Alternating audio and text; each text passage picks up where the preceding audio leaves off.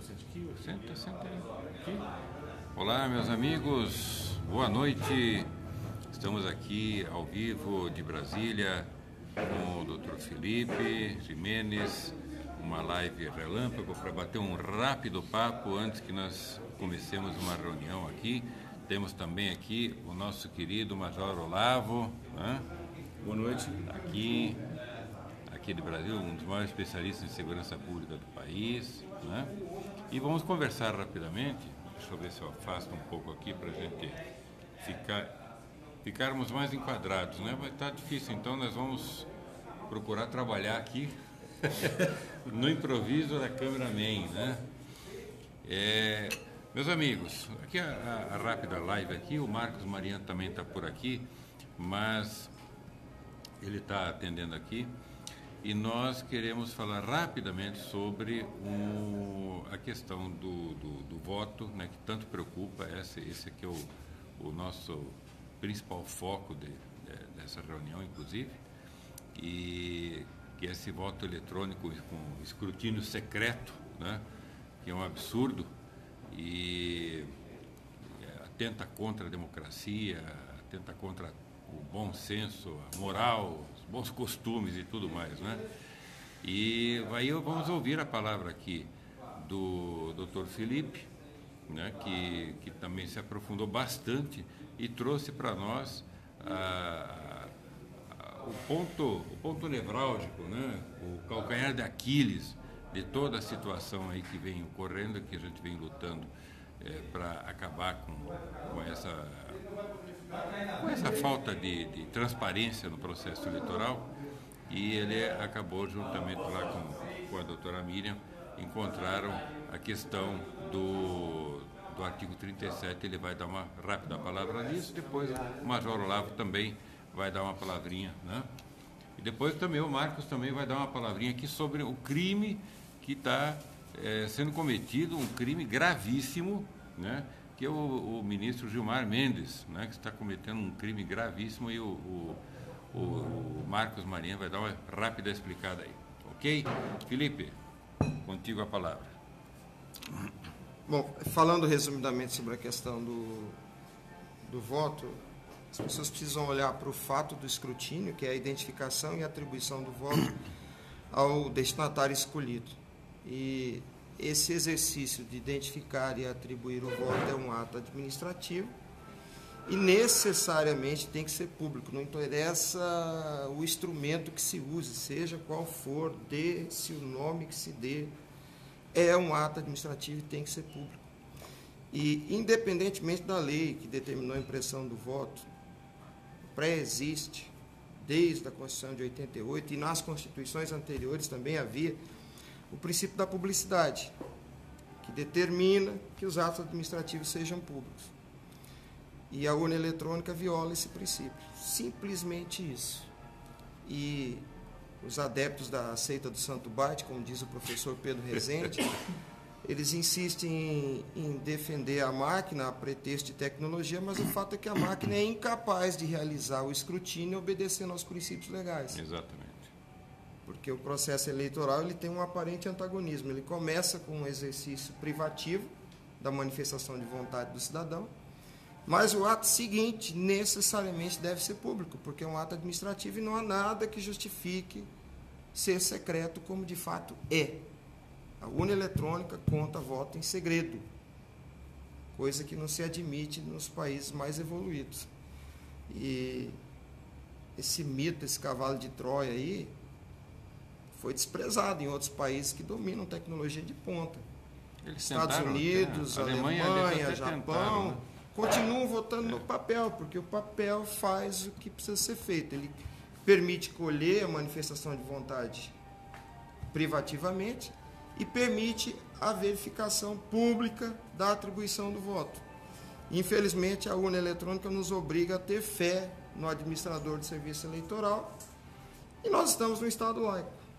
Não é admissível que o cidadão seja obrigado a ter fé no administrador público, ainda mais se tratando e numa máquina, né, de um país que está com a fé pública bastante abalada. Exato. E os juízes, embora tenho a expectativa de que recebam, junto com a diplomação do cargo, uma espécie de aura de santidade.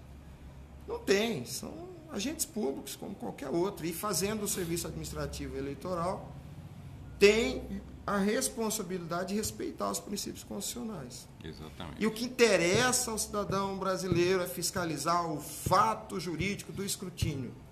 Não adianta olhar a máquina antes, depois, o software. Isso tudo é besteira, isso é um circo, é um teatro, é um show de mágica. O fato que é o escrutínio fica relegado ao processamento secreto da máquina e o cidadão é obrigado a confiar na área técnica do Tribunal Superior Eleitoral. Não entendi. E fé não é atributo de ato administrativo numa república. Em resumo, é isso. Só quer falar? Entra no computador, no Facebook. Então eu vou falar Vamos aqui, sobre o Marcos aqui. Tudo bem, Marcos? Tudo bem. Marcos Mariani vai fazer aqui um pronunciamento rápido sobre essa situação gravíssima que está ocorrendo com o ministro Gilmar Mendes, né? Na verdade, gravíssima com o Brasil, causado pelo ministro Gilmar Mendes. Marcos. Pois é, Thomas. Ocorre o seguinte, o ministro nunca foi adepto do voto impresso, ele sempre confiou na equipe técnica do TSE, confiou nos programas que são instalados nas urnas eletrônicas e nós que temos acompanhado isso já praticamente há 4 anos, antes das eleições de 2014, temos já uma experiência muito negativa com a equipe técnica do TSE, faltam com a verdade em audiência pública e insistem que a urna é confiável. A urna é um hardware, é um equipamento que é alimentado com um programa que é preparado, né, em outro ambiente, com pessoas que, por mais que sejam capacitadas, ninguém é obrigado a confiar, como muito bem colocou aqui o Felipe anteriormente. Ocorre que a lei do voto impresso foi aprovada em 2015 e o ministro Gilmar Mendes, na qualidade de presidente do TSE, entre 2016 e 2018, ele não tomou as providências para a implementação da lei. Ele inventou que era necessário comprar uma nova urna eletrônica, quando o TSE já tinha, sob sua responsabilidade, quase 500 mil urnas, 473 mil urnas aptas para a impressão do voto, bastando para isso o acoplamento de impressoras. Então ele fez uma verdadeira fake news, usou essa nova urna eletrônica desnecessária como um motivo para não imprimir o voto, alegando um preço absurdo. Ele superfaturou o custo do serviço da impressão e realmente não tomou providência nenhuma. Então ele incorreu em crime de responsabilidade por não ter cumprido com a lei. O que ocorre é que há um pedido de impeachment no Senado em função desse descumprimento e agora, em vez do ministro Gilmar Mendes ser julgado, em vez dele ser julgado sob a ótica da lei, ele vai julgar se a lei é ou não constitucional. O que ocorre é que ele tem um grande interesse, né, em que a lei não seja aprovada, porque ele se livra das acusações, né, realmente ele não cumpriu a lei. Então, isso também é vedado, né, por uma outra lei, a Lei 1079, o artigo 39 diz que um juiz não pode julgar uma causa que ele tem interesse, e ele tem interesse direto nisso, porque é por esse motivo do não cumprimento da lei que ele está sendo processado, vamos dizer, tem um pedido de impeachment contra ele no Senado.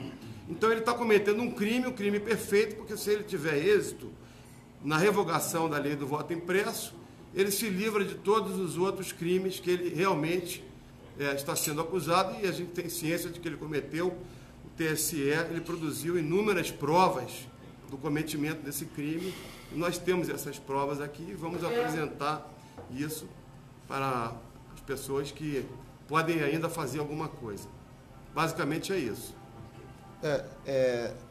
Se você me permite, Marcos, por favor. Em resumo é o seguinte: Gilmar Mendes presidiu o Tribunal Superior Eleitoral desde 2015, quando vigia a lei que determinava a impressão do voto, e ao invés de dar andamento no cumprimento da lei, na execução do que a lei determinava, ele protelou e, ao final, criou um embaraço que seria a necessidade de uma nova urna, e e que acabou, por fim, se provando desnecessária, porque hoje a licitação feita no TSE é pela aquisição de módulos impressores, conduta essa que ele deveria ter adotado em 2015, a pura e simples aquisição ou até alocação de módulos impressores para a realização do voto impresso. Isso o ministro Aires Brito, em 2009, deixou documentado através do comunicado 10, onde ele afirmou que o voto impresso poderia ser produzido bastando a anexação de módulos impressores na urna eletrônica, tal qual ela é conhecida hoje. E é o que o TSE está fazendo hoje, sob a presidência de Fux. Então, 2015, 16, 17, quase 18, não houve nenhuma iniciativa. Isso, obviamente, se assemelha à prevaricação. E agora, ele é o relator da ação que pretende tirar a lei da ordem jurídica, ou seja, a lei que ele descumpriu será tirada da ordem jurídica muito convenientemente. Opa! Muito bem, estamos gravando ao vivo aqui. Está chegando o pessoal da reunião, né? E nós já temos então a palavra aqui. O Olavo, o Major Olavo também vai dar uma palavrinha rápida aqui, né? E vamos lá. Major Olavo, é contigo a palavra. Boa noite a todos. Agradeço aqui o convite do Thomas Kollontai para estar participando dessa reunião, desse assunto tão grave como é a questão do voto impresso. E esse problema da falta praticamente aí de publicidade em cima da questão da votação. Então nós temos um princípio basilar para qualquer república, para qualquer democracia, onde você precisa ter a publicidade tanto da votação, da questão da apuração e da divulgação desses resultados. Coisa que hoje nós não temos. Então nós temos uma apuração secreta, feita numa maquininha mágica, e um princípio, né, que até os outros falaram tão bem, é aquela questão própria de que nos países mais avançados, ou de uma cultura mais democrática que a nossa, eles partem de um princípio simples.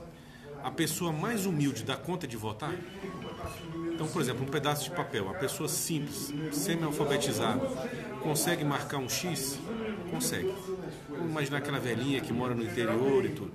Ela consegue votar? Então tem uma foto lá de A, uma foto de B, com o nome, e ela consegue identificar o seu candidato e votar. Essa mesma velhinha, ela pode ser convocada para vir abrir o balote e ajudar a contar os votos com outras testemunhas? Pode.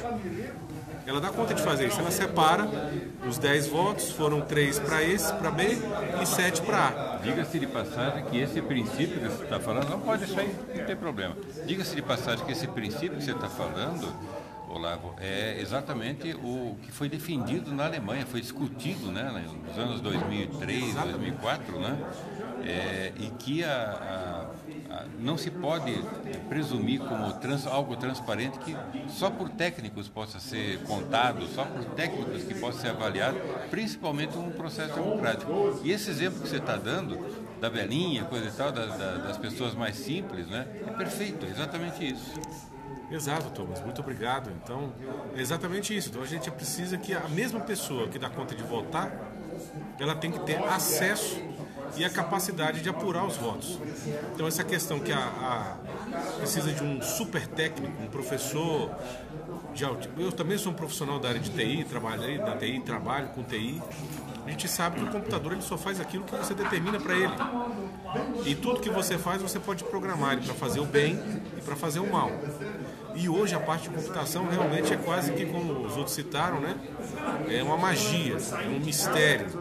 Então isso tem que acabar. A gente precisa que nas próximas eleições, você que está nos assistindo, na sessão que você votou, você vai lá, coloca o nome e você quer estar presente na hora que o balote for aberto e você quer estar olhando lá para ver a contagem dos votos. E se você tiver dúvida, você vai pedir para alguém, não, eu quero contar de novo. Eu quero uma câmera aqui, ó, filmando. Na hora que romper o lacre do balote, vai abrir, vai separar os votos.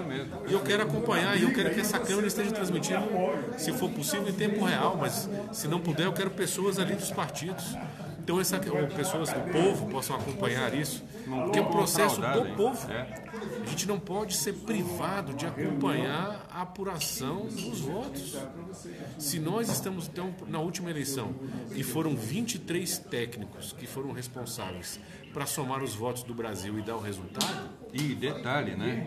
Sem nenhum fiscal de partido na sala. Absolutamente irregular, imoral. E a gente sabe como que as coisas funcionam. Só técnico do TSE. Existe um mistério misterioso que tem que acabar. E esse mistério acabou, porque o poder emana do povo e por ele será praticado. O professor Olavo de Carvalho brinca, né, que todo o poder emana do povo e contra ele será usado. Então a gente tem que mudar essa lógica que está acontecendo no Brasil. Então o poder emana do povo, logo essas autoridades que estão descumprindo a lei, que estão descumprindo a vontade popular, elas têm que ser responsabilizadas por isso. E nós, povo, população, eu não estou falando de nada, estou falando população, nós temos que impor a nossa vontade nesse aspecto.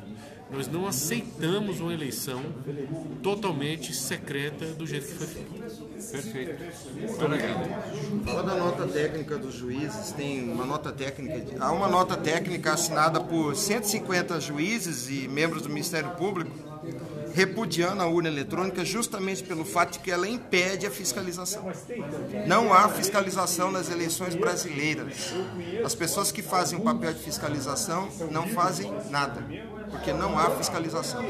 E há uma nota técnica, não sei se ela já foi encaminhada ao Tribunal Superior Eleitoral, justamente por esse motivo, porque a urna eletrônica não permite a fiscalização do ato administrativo do escrutínio. Perfeito. Mais um detalhe. Recentemente o Fux fez um alarde aí de uma auditoria instantânea, em tempo real, né? Em tempo real. Qual que é o tempo real? É o tempo do fato do escrutínio. Esse é o tempo real. Não adianta fazer auditoria antes, depois. O que interessa é saber se o voto está sendo atribuído ao candidato. E esse processo não é auditado. Não adianta, não tem como auditar BIT. Essa é a situação. Não tem como auditar BIT. Meus caros, nós vamos parar por aqui. Todo mundo já chegou para a reunião, né? Nós vamos tratar exatamente desse assunto, né? Do voto auditável, tá? E nós vamos conseguir. A luta é muito grande, meus caros, a luta é muito grande. Lá com a Convergência, estão mais de 100 movimentos, né, que nós estamos lutando com isso. Temos muitas providências. Hoje nós já tivemos uma reunião no almoço aqui em Brasília. Listamos algumas providências muito importantes junto à AGU, né, a Advocacia Geral da União, junto ao Conselho Nacional de Justiça, junto à PGR, junto à Polícia Federal. Gente, coisas vão acontecer e são pesadas. Tá? Nós vamos ter eleições honestas esse ano, custe o que custar. Tá bom? Meus queridos, eu sei que está chegando gente aí, mas o programa fica gravado, né? Mas a gente tem que encerrar. Vai ficar um meu grande abraço, um abraço de todos aqui que participaram dessa rápida e relâmpago, né? Live relâmpago, para a gente passar esse recado dessas personalidades que estão fazendo tanto pelo nosso país. Um grande abraço a todos, fiquem com Deus e vamos em frente.